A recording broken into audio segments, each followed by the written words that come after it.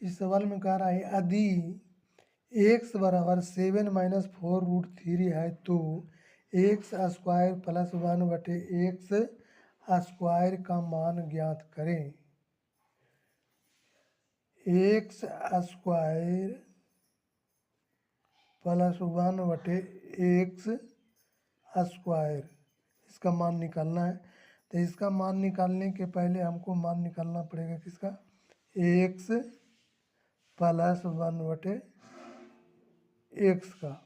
इसका मान निकाल करके जो भी मान आएगा उसके वर्ग में से 2 घटा लेंगे, वही आंसर होगा। तो यहाँ पर दिया हुआ है x बराबर 7 माइनस 4√3।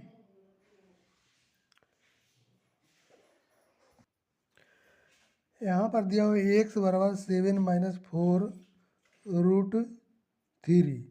अगर दोनों संख्याओं का, इसका और इसका वर्गों का अंतर अगर 1 होता है तो x का मान इतना है, तो 1/x का मान कितना हो जाएगा,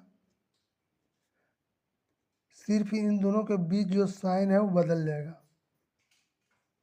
कितना हो जाएगा, सेम रहेगा और सिर्फ साइन बदल जाएगा। सवाल है इन दोनों संख्याओं के वर्गों का अंतर अगर 1 हो, जैसे यहाँ पर हो गया 7 का हो गया 7 सत्ते 49 और इसका हो जाता है 48। इन दोनों संख्याओं के वर्गों का अंतर 1 ही आ रहा है। तो इस स्थिति में इसका जो मान होगा x का, तो इसका उल्टा 1/x का मान कितना होगा, इतना होगा। अब दोनों का योग कर लेंगे, ये तो कट जाएगा, इधर हो जाएगा x प्लस 1/x बराबर 7 7 14। यहाँ पर जो मान आया 14, इसका वर्ग इतना, इसका वर्ग में से 2 घटा लेंगे तो इसका हो जाता है 14 14 96 से 196 में से 2 घट जाएगा तो कितना हो जाएगा 194। 194 इसका मान निकल करके आएगा, यही आंसर। और 194 जो है इसका सही मान होगा।